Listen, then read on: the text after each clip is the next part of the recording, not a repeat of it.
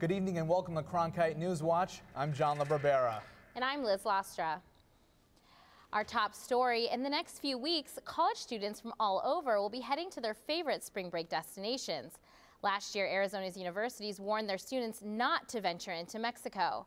Toby Phillips is here to tell us why one city down there is hoping they don't see a repeat this year. Liz, officials from Rocky Point were in the valley this week talking to universities and to the media. They want people to know that not all of Mexico is dangerous, and they hope this travel season will be much better than last.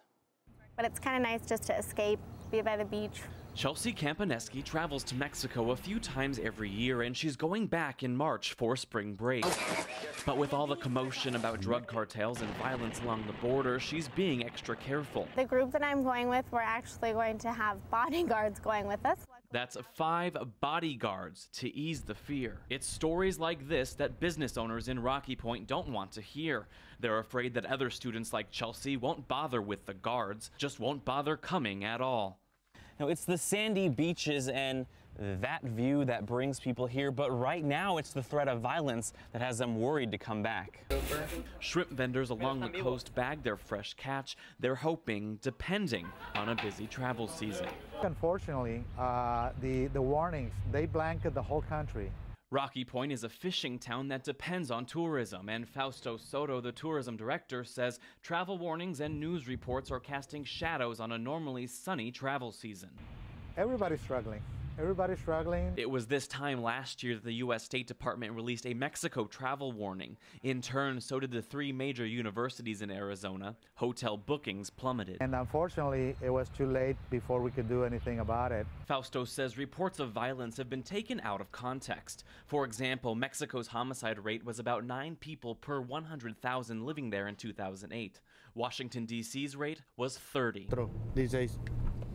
Officer Jorge Uquidez circles the city every day, watching out for tourists and keeping an eye on the local shops. To him, there's nothing to worry about. Take a trip, prove by yourself, you're safe down here. The hope is that those students who stayed away last year come back. This is where I'd rather see them come than most any of the other places, frankly. Travelers like Beverly Weber know that some places along the border may be dangerous for tourists, but it's nothing she can't handle. And I just haven't had a problem, or fear for anything. No bodyguards for her or for Jerry Kreitlow.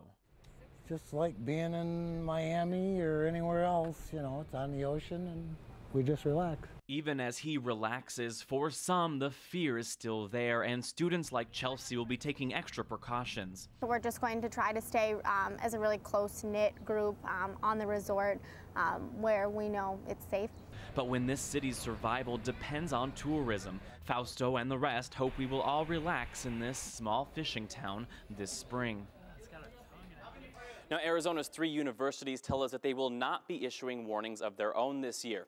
Meanwhile, the city of Rocky Point will have police and members of the Mexican military stationed along the main highway. That's Highway 85 right here. They say they're going to do whatever they can to keep tourists safe. I'm Toby Phillips, Cronkite News.